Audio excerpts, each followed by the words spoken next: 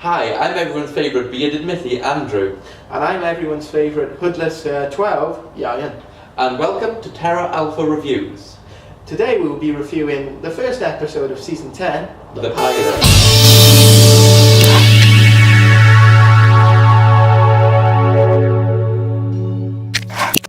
So, the episode opens with a quiet scene, where you just have a very symmetrical setting with two doors and a desk.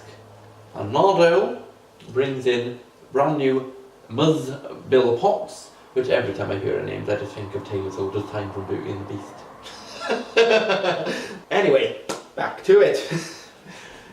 We also hear for the first time Nardo's gears squeaking almost. What kind of points? When his arm goes. Even though every time he moves his hand in the rest of the episode and any other episode, it doesn't do it. The only reason they did it was it's a quiet scene and the sound design probably thought it would be fun, and then realised, oh shit, I'm going to have to do it for the rest of the episode, so didn't do it. He's more picky than me. Film student. Anyway, so we see it's a very interesting scene. We get to hear Bill's theme, which I love. Yeah, that was actually very good. It showed a lot of interest and intrigue with her theme because it was a lot more happy And I like stuff with that. the ensembles. Anyway, so then we hear the Doctor doing his Beethoven another one. entrance. Da-da-na-na, da-na-na-na. So we see the Doctor talking to Bill about why she goes to his lectures even though she's not a student, and then she tries to explain by mentioning that she serves chips and fancied a woman and kept giving him extra chips and she fatted her, which could have been interesting if it turned out that person went to the lectures, and then it wouldn't sound like you just put it in, oh, we need to mention she's gay straight away. I'm saying this as an LGBTIQA plus person. Can I say that 5 times fast? LGBTIQA plus, LGBTIQA plus, LGBTIQA plus, LGBTIQA plus, LGBTIQA plus. Show off. Ha ha ha. We see Bill and she talks about how she fancies this woman who she gives extra chips to. It was a very subtle way to mention that she was gay. There was no banter about it. It was literally just, I serve chips, I like this girl, I give her more chips. Because every time I saw her, perversion.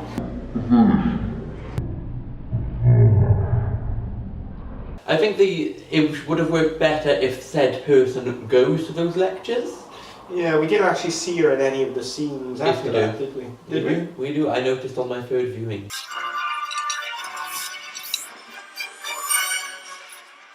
Wow. Then she doesn't explain why she goes to the lectures, but that doesn't really matter. And then the Doctor's like, I'm going to be your personal tutor, but you have to get it first every time, which is really difficult. Yes. You wouldn't know. I wouldn't. I'm not a school person. Uni. What I really liked about this scene, and I know Ieuan liked it as well, was the fact that we saw a photo of Susan and River. We weren't so keen on that photo being that side because it's just a really extreme close-up when they should... More distance. When they should have used one with more background, which could have been like a nice... They could have had one taken on... I also like that we had a tub of nearly every sonic screwdriver. And we mean nearly. Not all. So in the tub, we have the second Doctors, the third Doctors, 2 fourth Doctors, the 7th and 8th Doctors, the 9th Doctor's screwdriver, the 10th Doctor's screwdriver, because they are different. One's got crackle on it, the other one hasn't. It's a major difference. It's not really. Yes, it is. And then we have the 11th and 12th Doctor's screwdriver.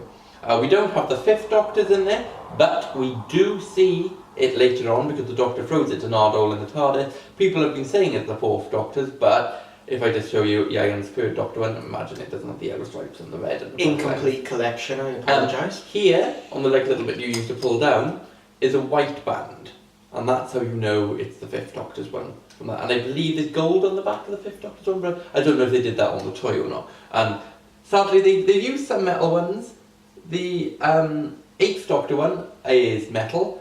I'm just looking at a picture down on the floor. 8th Doctor one is metal, but the Darkhead 4th Doctor one's metal, but the light red one isn't, and the 3rd Doctor one isn't metal. No, they look a lot like... And the 5th Doctor one was plastic as well. Product placement, it pays.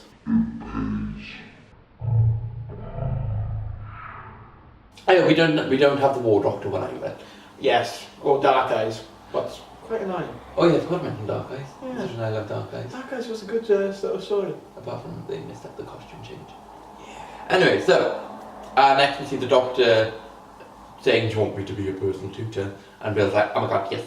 And the doctor's like, you've got to get a first, which is really difficult to get a first, especially when it's your first year. But, and then we get the, people call you the doctor. What should I call you? The doctor. But your name can't be the doctor. The doctor's not a name. Doctor what? It should be, someone should use the gag of Doctor Whom, because Matt Lucas used it in the Tour of the TARDIS video and it was quite funny. Yes, I suppose I agree, but how many people do you know who really talks like that? Oh, no one does. I don't. But it'd be funny for someone to do it the actual correct way. Yeah, I suppose. You do get the really weird people like, it's Doctor Who, not Doctor Who. Then we get the Doctor What, and then we go to the title sequence, and I was really hoping that we'd have a new one. I was sort of thinking, we won't get a new one because this is the last series, but then I was also hoping we would have a new one because Matt had a new title sequence on his last series. True, he did. And which introduced the face back into the title sequence. Well, it's very cool. I love that. They still don't do the sort of face though, which annoys me. But anyway, I really wanted a new one, or at least a new theme. Yeah, I've heard some. But David Tennant had 2 theme tunes. Yeah. People forget that, but he did. Matt Smith had the same one where he had 2 title sequences. Capaldi's had the same title sequence and the same theme tune. All the way through. I would have liked his guitar cover to become his main theme tune. Just for his final bit. I like his guitar bits. It's good, but it wouldn't work as a theme tune. No. It's too aggressive. Yeah, I suppose you're correct on that point. So now we go to a really cool lecture, which is filmed in the back of Cardiff Museum, which is where I saw the premiere of Death in Heaven? Yes, Death in Heaven. Yeah. That's the one. I couldn't remember if it was Dark. That was good. We had fun there. We did. Missy. In the lecture, we see lots of actual students we used in this one because there's a lot. There is like a extra agency that's just for students, I believe, and that's how someone I know is in there.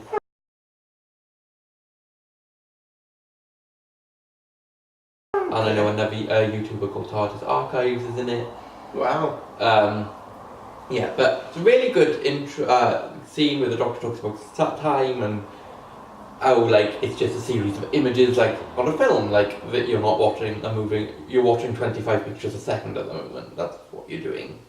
We also see Bill serving chips. We get to see the woman she fancies, and she is a bit chubby, but there's nothing wrong with that. And those chips do look really nice, and I really fancy chips now. Let's go get some chips. I'm having chips later. Nice. I know. I normally have a roast dinner on a Tuesday. On a Tuesday? I visit my nan. Oh, okay. See, we have a really cool lecture. We see Bill serving chips. We do get to see the woman she likes because she winks at her. Oh, yes. We do see that there is a mutual that thing. big wink. I bet Bill eats her bacon sandwich. We can't put that in the video! I don't understand why all lesbians are vegetarian or vegan.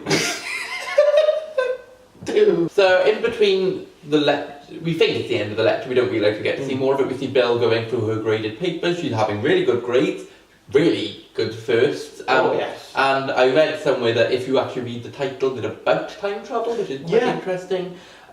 We also see her foster mum, who has been a Doctor Who before. We will be doing a Easter egg video because I've seen lots of Easter eggs and lots of people have missed out a few. Really? Mm-hmm. Wow. Not loads, but just like one, I think it is. I look forward to that.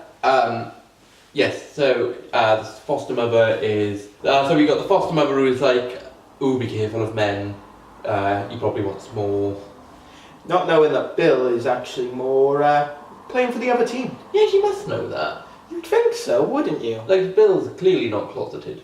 No, she's... I've known a lot of closeted people in my time. She's not one of them. No. What's weird writing, but it might be explained in a later episode. But maybe she's thinking the Doctor doesn't know. Maybe. So then we see that the lecture is continuing and the Doctor does the whole time and relative dimension in space. Well, it's a very cool line. Yes, and it does link back to, because you do see Bill in the audience of the lecture. I don't know what you call people in the audience of a lecture. I don't have lectures as part of my uni course. Really? We see him say time and relative dimension in space, which will link to the future scene. So we see Bill on a night out. She's with some friends. So you can tell she wants to be a student, because she does say to the Doctor in the first scene, she's always wanted to go here. And she's, because she's living the student life, even though she's not a student. yeah, trying her best anyway. You see that she sort of makes eye contact with Heather. AKA stars in your eyes.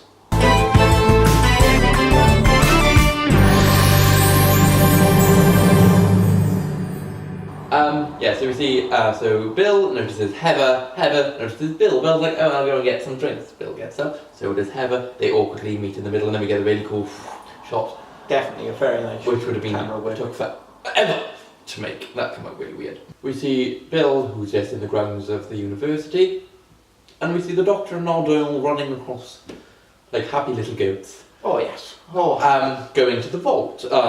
Bill manages to get in because she's a friend of the Doctor, and the lock's been set to friends only. Silly lock settings. Silly lock settings. The doors to the vault, which I pointed out to Ieuan earlier, which he hadn't noticed. I'm very, yeah. Like the doors to the library type room that we see in the teaser trailer, It's Time for Heroes. It's got Gallifreyan text on it. I hate the amount of videos I watched last night that have put time symbols. No, it's Gallifreyan text. Why did you get that mixed up? Yeah, so Bill makes a noise and then she like runs away and she sees Heather sat on a bench looking sad and depressed. Heather's like, can I show you something? So Heather takes her to the puddle. Best date in the world. She gets Bill to look in it and she's like, look, it's wrong. And Bill's like, it is. Yeah, she did not click. But no one. Heather leaves and she says to Bill some other time and Bill's like, promise. That's the only thing I didn't like about Bill in this episode. I love Bill, but she was very clingy. Definitely, yeah. She knew this girl from one night out. Like, she fancies a woman she serves chips to, which is fine. She's quite flirty with her. We see her, like, either her or the woman gives her a wink because she's giving the extra chips and Bill smiles. But then, with this girl, she's a bit too...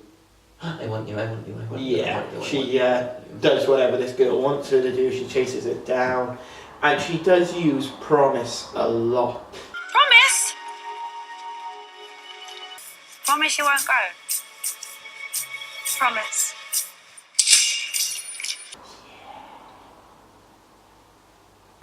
So now it's Christmas and we see Bill walking with the rug wrapped out. The Doctor really excitedly opens it and then gets a bit disappointed. It's a rug. But I like this scene because it's like showing because it leads to something in a minute, which we'll talk about in a second. But the thing I don't like about it is clearly only being given a rug for the scene that happens later with the TARDIS. It's obviously gone somewhere and it's landed on top of the rug after the Doctor said it needs a crate to be picked up. So it annoys me for that respect. At the same time, though, it shows that their friendship wasn't overnight. That he's been tutoring her for a while, and they've come close. They needed. I think it was nice to have a Christmas scene. It was nice for she needed to give him a present for him to do that thing. Yeah. Because we see in a minute that the Doctor, because Bill's foster mum finds a box of photos of her mum. After the episode where you had the claim that the mum didn't like photos. And we do see the Doctor in the mirror of one taking the photo. So that's obviously his present to her after he didn't get her anything. But I think she could have got him something different. Yeah. But then he wouldn't have had it would have been funny. What I think could have been funny is if she got him a scarf. Yeah. And then he could have been like, it's a bit short, isn't it?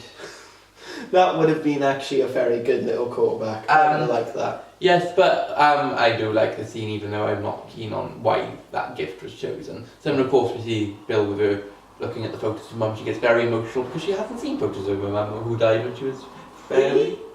Yeah, I think... Very young. I think it was very young. 3 or 3 months, I think. Number 3's in his head. 3. New turn happens and Bill's like, happy new term. Who says that? Who says that? No one's happy about going back to school. So we got the new term. We know Bill notices that the TARDIS is on the rug. Yeah, presumably from him going back in time to take the photos. We have Puddle Date, the sequel. Oh, yes. Bill probably looking for Heather, thinks, oh, she might be at the puddle. Goes in like, still looking at puddles then? So then she's upset because Heather's disappeared after Heather promised she wouldn't leave without her. Promise? Promise you won't go?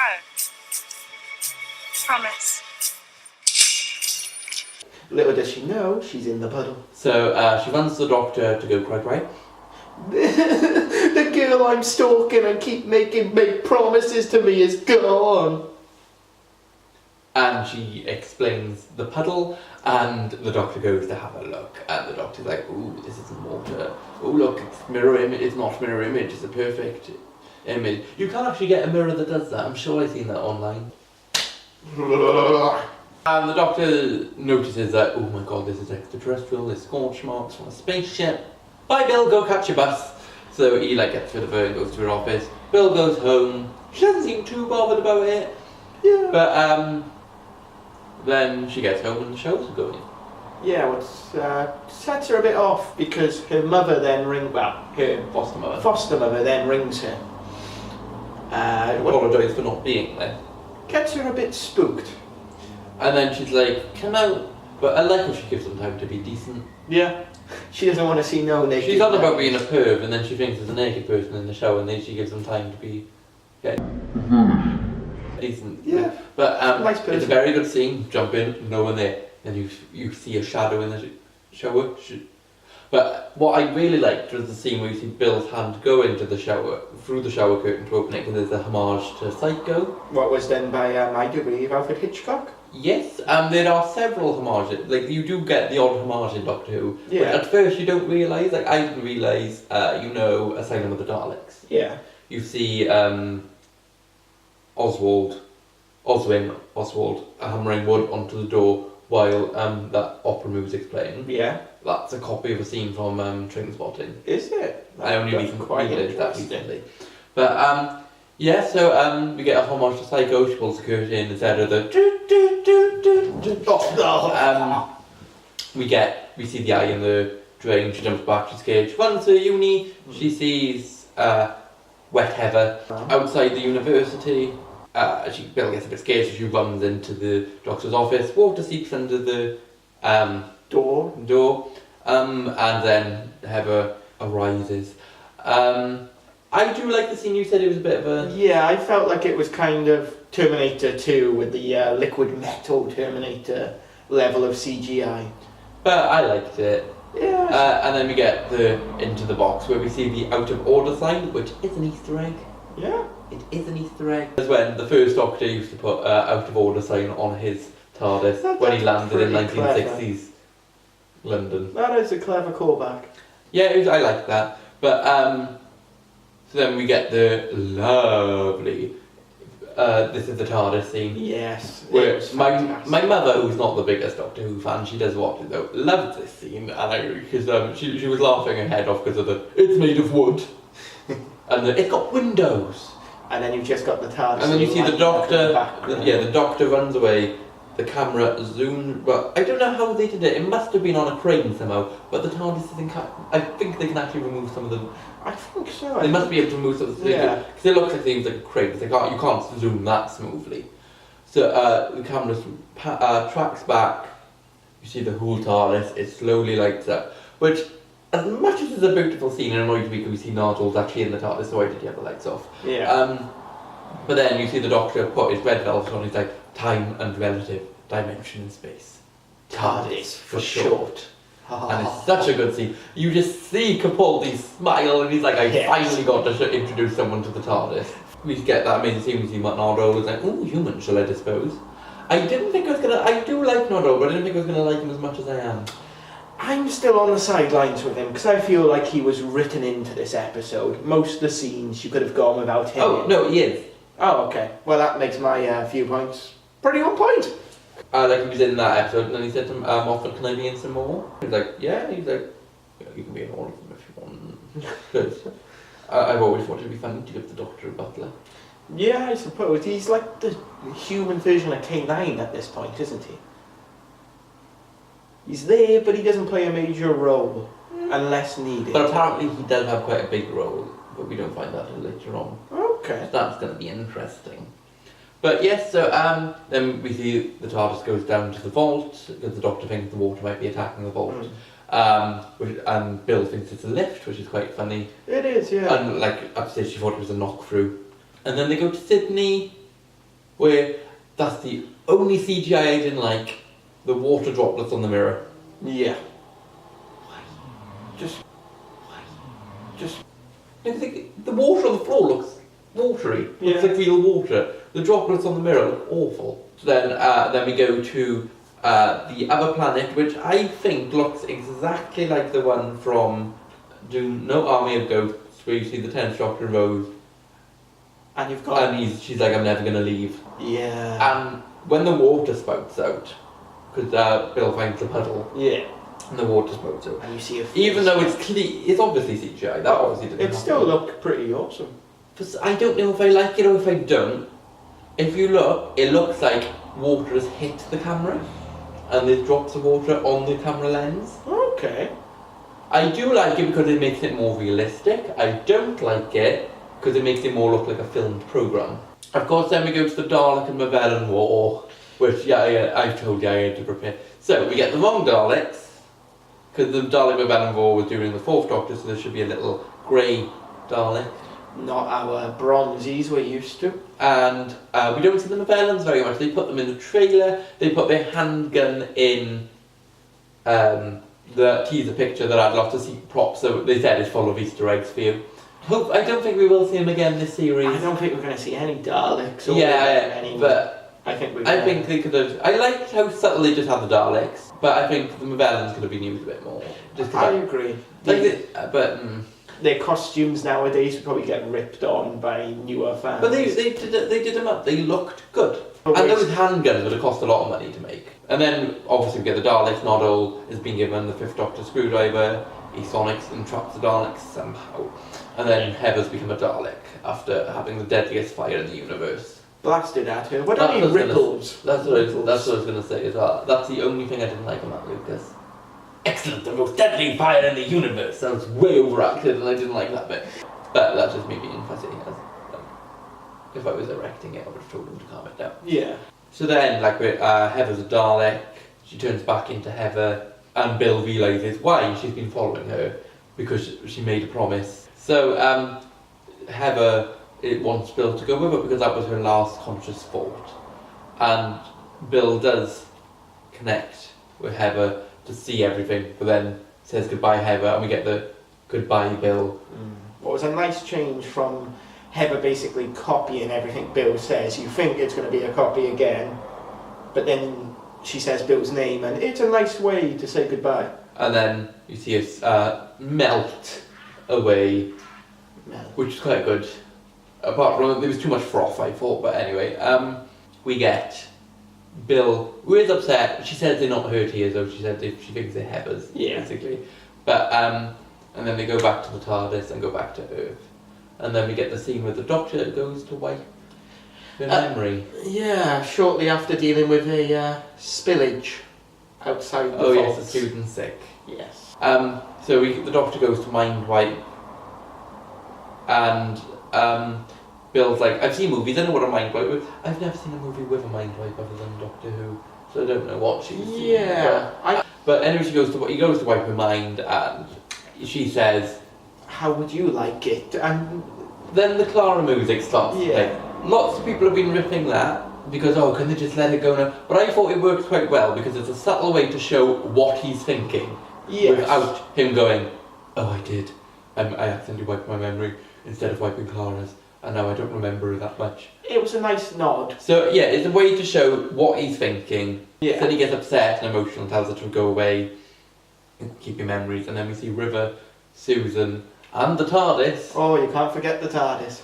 To the Doctor, they're telling him, you should take her. Go on adventures. Go on adventures again. Yeah. We don't know what's in that vault and why he's protecting it. Yeah. But there is a reason. He tells Bill to run away, and then we see Bill leaving the uni, and the Doctor's there with that amazing Bill music, which I live for. And can't wait he till clicks the door open. I think the light was a bit too bright that they used. Yeah, I would have preferred to actually have seen the... No, you do actually but see it's it, so but bright. the lights to make it look heavenly and welcoming.